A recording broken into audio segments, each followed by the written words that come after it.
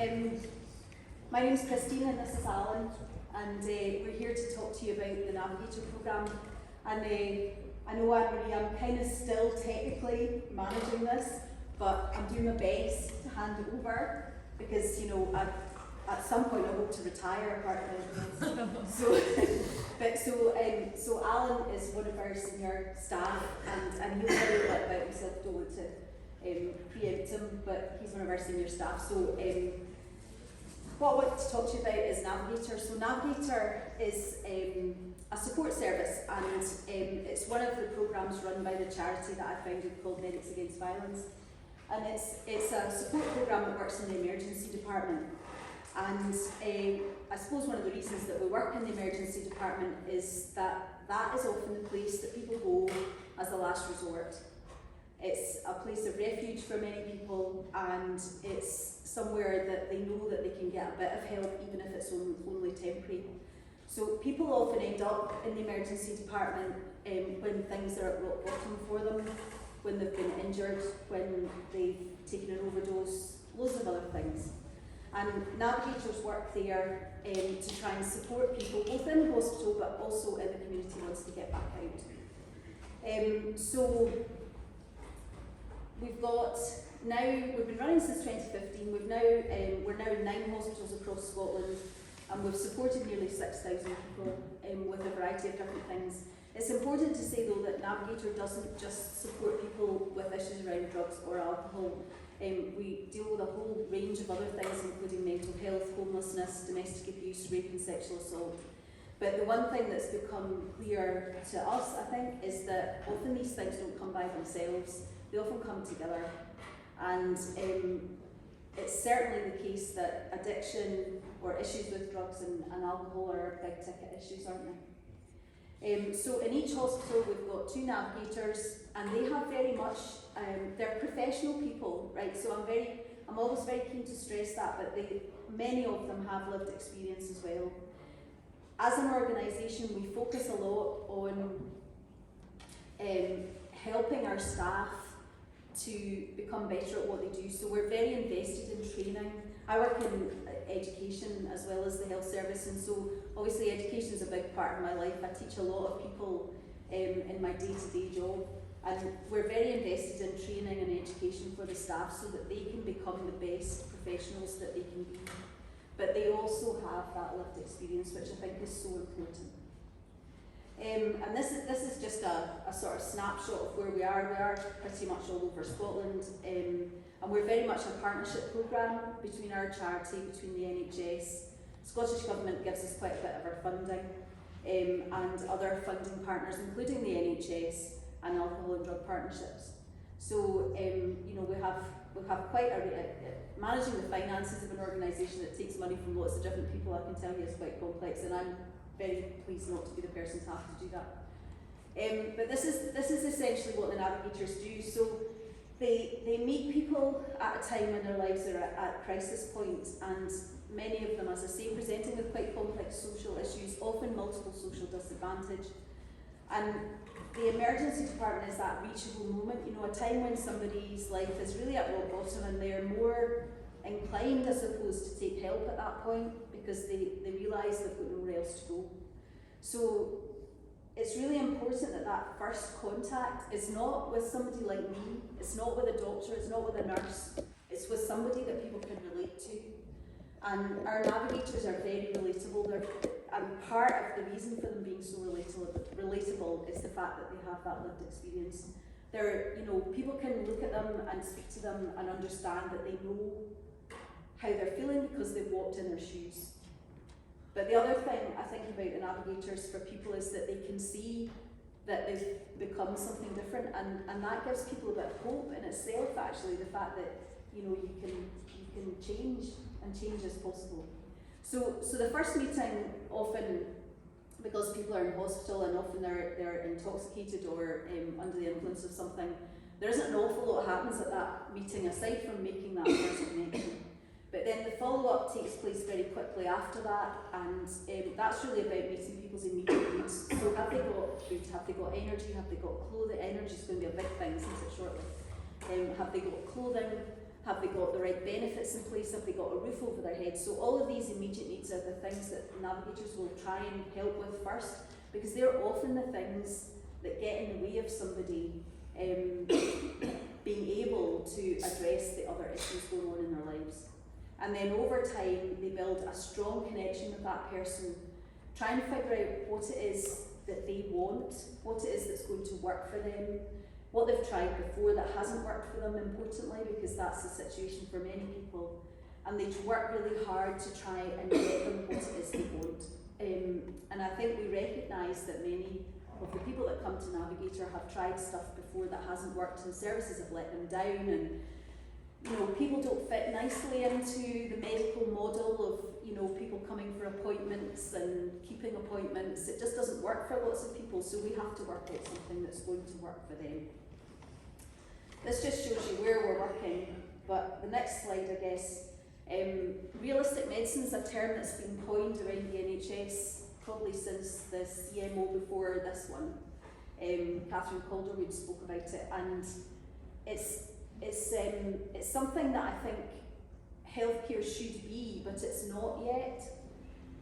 But we try in Navigator to be some of that. So very much focusing on things like shared decision making, a personalised approach to care, and managing risk better, things that I think we probably do reasonably well.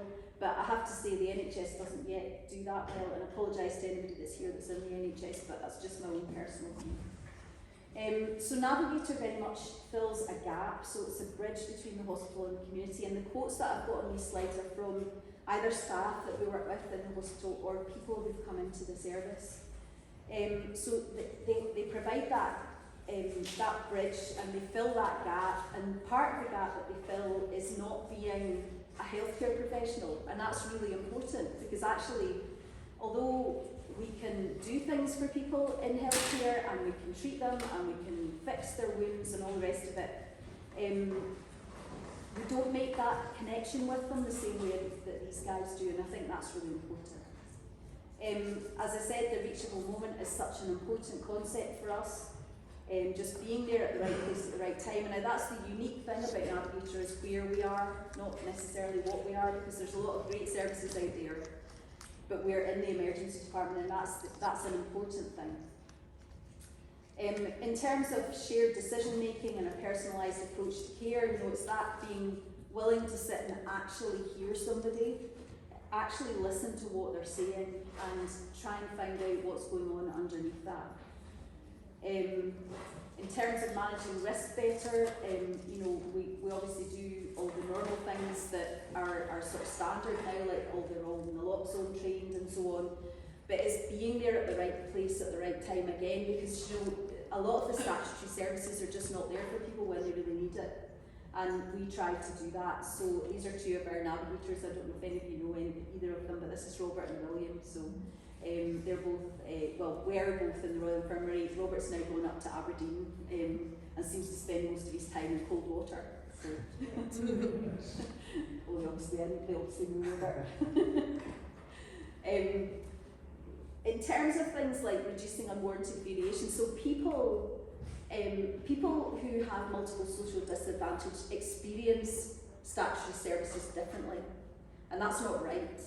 That's not right. So there's always, I think, a degree of stigma around people with addiction who turn up at statutory services, and it's difficult to work the system. So the system was set up for people that have 2.4 kids and a dog and a 9-to-5 job. That's who it was set up for, and it works for them. But it doesn't always work for people who don't have that situation. So if you miss appointments in the NHS, you get discharged. There's a policy that says that we have to work to.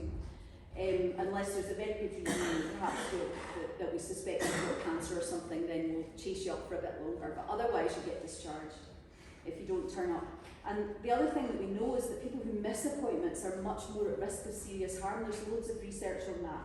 If you miss appointments regularly, you're much more at risk of serious harm than people that don't do that.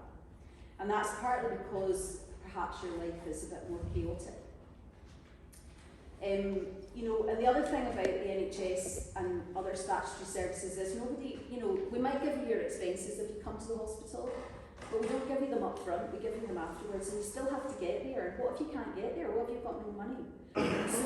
So Navigator tries to reduce that unwarranted variation a little bit for people in terms of going to them, taking people to appointments if that's where they need to go, providing funding for your bus fare so you can get there yourself. So that helps a little bit. It's not the answer to everything, but I think it helps a little bit. And in terms of another aspect of realistic medicine, obviously there's it talks a lot about becoming improvers and innovators, and we do try to do that. So the service and the people that work within the service have facilitated getting CA meetings, for example, set up in hospitals. So there was one in the Royal Infirmary in the boardroom until COVID hit. So fanciest room in the hospital was where we were given to do the CA meeting, and it was really busy. Loads of people came to that meeting, and the navigators would tour around the wards and pick people up and bring them down to the meeting. And that meant that essentially that came to them. We didn't, you know, we weren't expecting them to come to us, we went to them. We've also done things like provide domestic abuse training for a lot of the staff in the emergency department so that we can recognise some of the other issues people present with, alongside perhaps their addiction. And I hope, and I certainly, from speaking to the staff in emergency departments, we have changed hearts and minds in the hospital. So people look at people coming in now differently. And that's really what we need to happen across the board in statutory services, I think. You need to be able to look at somebody and see a human being, not see somebody who's a bit challenging or a pain in the backside or it's him back again. You need to be able to see past that. And Alan runs the Youth Navigator service because we've tried to think about, well, how can we help people before it becomes a bit too late? So Youth Navigator tries to do that. The lived experience aspect of our programme is really important, and it's something that is recognised by the people that come into the service. So these are just quotes from some of the patients that have come into the hospital that I think really emphasise that the fact that somebody approaching them has lived experience and they can see that and they're willing to share it is so important. So these are just some quotes from some of the patients. And you know, I think that speaks to the value of that. And this last quote, just before I hand over to Alan, is just from one of the senior emergency medicine doctors in the Royal Infirmary. Now, these guys are pretty hard cookies. They deal with a lot of really sort of hard-hitting stuff in terms of people being really badly injured and dying and all the rest of it. And you know, I think when he said this to us, I think that kind of really drove it home that we had made some kind of a difference to the emergency departments in general, and it's something that we've heard again and again from people, because the navigators go in and support the people that the staff feel unable to, because it's kind of outside of their remit and they don't know what to do half the time. So it's a really good complementary service in the emergency department. I'm going to hand over to Alan and let you, I've quite given the slides to you, I'll let you speak a little bit. Cheers, Christine, and hi everybody. Bear with me, I know it's getting late in the afternoon and I won't keep you long. I hope I'm not just entirely preaching to the converted, but what I want to speak about is, it's been spoken about already, but just for a kind of practitioner perspective about how having lived experience but being allowed to practice and that being one of the strings to my bow. Because as I'm sure anybody who understands addiction and where that takes you to, I get myself sober obviously, and I didn't actually start working till I was about 5 years clean and sober, and up to that point the only people I had ever spoken to were coming and chatting on the door. So I was about recovery communities and they were all chatting on the door wanting help. There, I'll help you, there, I'll help you. But then I've got to go out into a community. Navigator isn't there to help people in addiction. Navigator's there just to support people that are clearly needing help through being in an emergency department in a hospital. And I'll tell you, the nerves and the fear in me, because I feel I'm useless. I've not actually been a worker before. I get myself educated, which was part of my recovery. I went to uni and all that. But then I come into the working world and I go, am I going to be any use? I don't really know if it's going to be any use whatsoever. The only people I've helped are coming chatting doors looking for help, getting at it. But I can tell you the God's honest truth, and without lived experience I wouldn't be the practitioner I was. And I'm not saying if you don't have lived experience you can't be a practitioner, it's not what I'm saying. But I can tell you that I wouldn't be the practitioner that I was if I never had the confidence when I'm looking somebody in the eyes. I don't think you can make it. I don't think that you can change your life. I don't think, as it was put so eloquently earlier, that tomorrow can be better than today. I know it can. And I don't even need to say the words, but I think what happens innately in me, with every gesture I make, with every look I give you in your eyes, with every bit more patience that I put in your direction, you feel it of me. You know that I know. And I think that element into practice when you're a practitioner, you cannot fake that. You cannot pretend to know that. And I'm not saying practitioners who don't have that lived experience pretend. All I'm encouraging is, see if you don't have that within your workforce, I encourage you to bring it in. I encourage you to add it. It's just an addition. It's just strengthening your practice. It's strengthening your organisation. Now, I didn't get the job with Navigator because I've got lived experience, but the first question I was asked when I sat down for a coffee about Navigator was, tell us everything, warts and all. To which I clenched, because I'm not normally used to telling people things like that, but I was encouraged to. So I would encourage organisations to not be saying driving licence desirable or education desirable, but lived experience to be desirable, and that a desirable quality in your workforce too. Because I can genuinely tell you, it was only I've not actually practiced the frontline navigator now for, 4 or 5 years? Something like that. I've not actually worked as a navigator. And I'm still getting taps in the shoulder or coming across and actually meeting face to face people I've helped as a navigator. I didn't even work with them that long, and I can tell you that each and every one of them are people who needed help with their addiction. That particular need, and the reason why I meant something to them, and they can come back and tell me thank you, which isn't why I do it, of course, it's not why any is there, but that makes you feel good. But that just reminds me again that, see, if I never had that, maybe that person wouldn't be there. Maybe that wouldn't be years and years later, somebody's just saying, remember I spoke to you for 2 hours in the hospital? I'm still off it, I've got my weight back, me and my wife are back together. That was lived experience that done that.